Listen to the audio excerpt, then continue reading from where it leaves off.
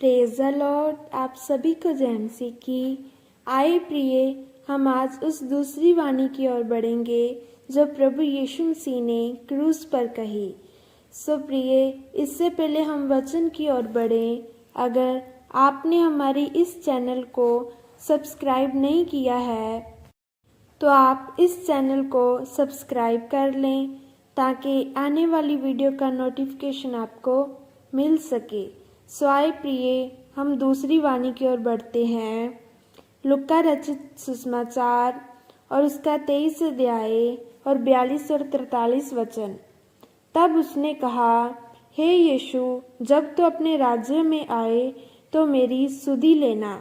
उसने उससे कहा कि मैं तुझसे सच कहता हूँ कि आज ही तू मेरे साथ स्वर्गलोक में होगा। सो प्रिय, हम यहाँ पर देखते हैं कि एक चोर है जो प्रभु यीशु मसीह से विनती करता है कि हे यीशु, जब तू अपने राज्य में आए तो मेरी सुधि लेना। सो प्रिय, वह चोर जानता था कि यीशु मसीह निर्दोष है। प्रिय, यीशु मसीह क्रूस पर अकेले नहीं थे, उसके संग दो चोर भी थे। आइए हम देखते हैं लुका रचित सुसमाचार 23 अध्याय और उसका 35, 37 और 39 वचन।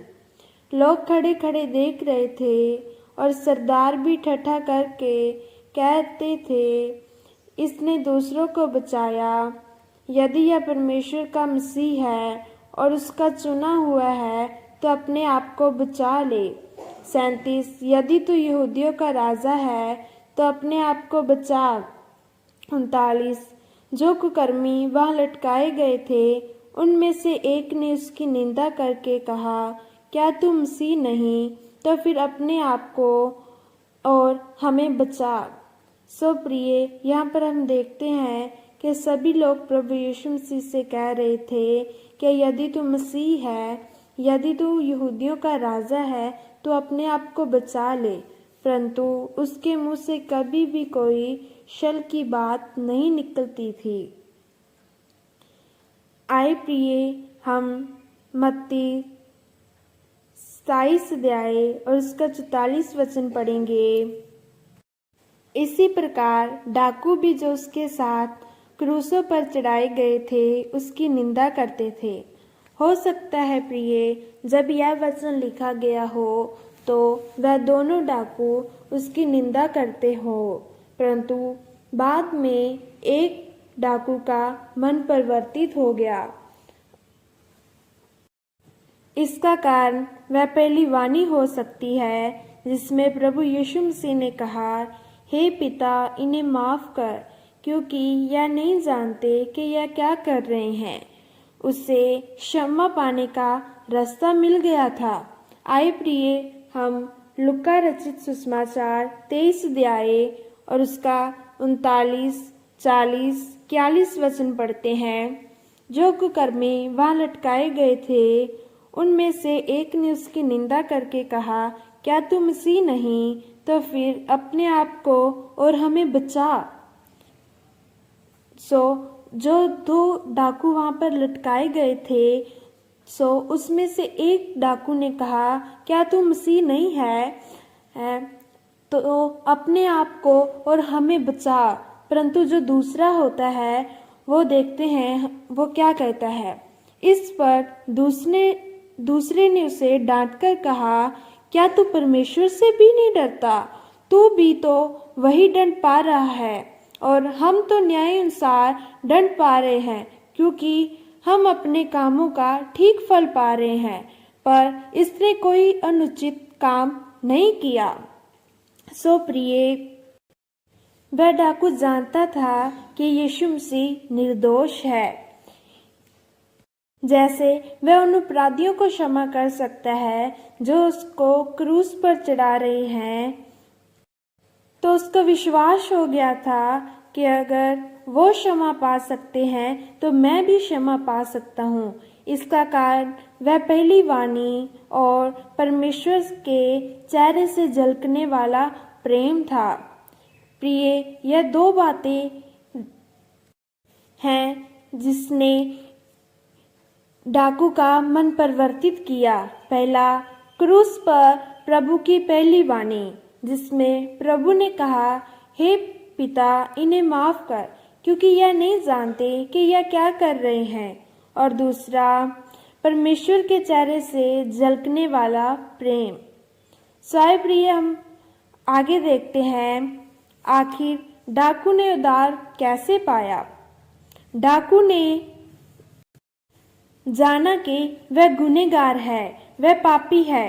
आइए हम लूका रचित सुसमाचार 23 अध्याय और 41 वचन पढ़ते हैं, जिसमें लिखा है, हम तो न्याय अनुसार दंड पा रहे हैं, क्योंकि हम अपने कामों का ठीक फल पा रहे हैं, पर इसने कोई अनुचित काम नहीं किया।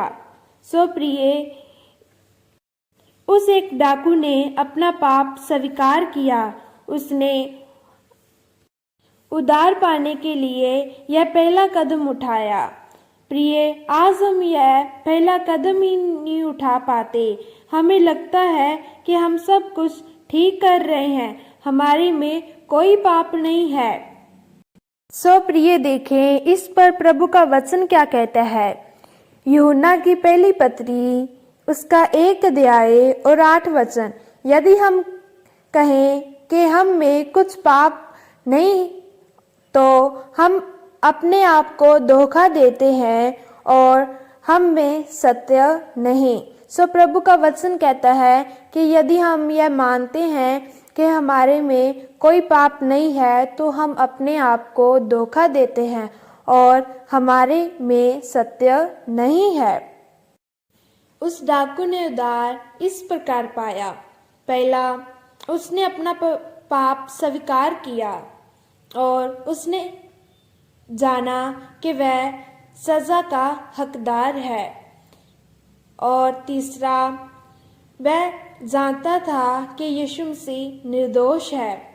चौथा, उसने प्रभु पर विश्वास किया कि वह उसे बचा सकता है। पंचवा, उसने अपने अंतले समय में विश्वास किया, तौबा की और बचाया गया। उद्धार पाने के लिए प्रिय, हमें कहीं जाने की ज़रूरत नहीं है। आज हम बहुत सारी चर्च बदलते हैं, बहुत सारे पासवानों को बदलते हैं कि हमें उद्धार यहाँ पर नहीं मिला, हो सकता है हमें उद्धार वहाँ पर मिले।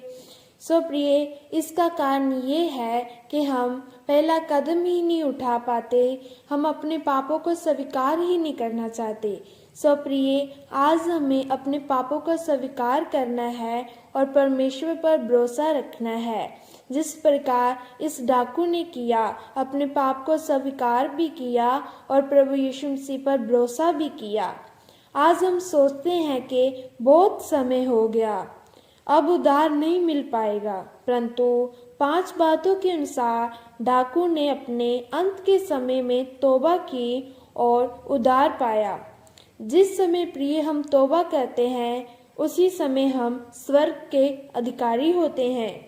परमेश्वर संपूर्ण अधिकार रखते हैं और जो पापी मन फिराता है, तो प्रभु उसे अपने संग रखता है।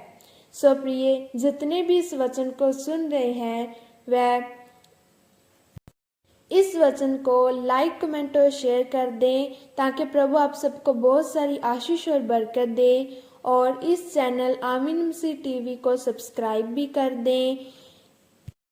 प्रभु आपको और आपके परिवार को बहुत सारी आशीष और बरकत दे और आपके परिवार की हर एक ज़रूरत को पूरा करे और अपने स्वर्गदूतों का पहरा आपकी फैमिली पर, आपके घर परिवार के द्वारे लगा रहे। आमीन। God bless you.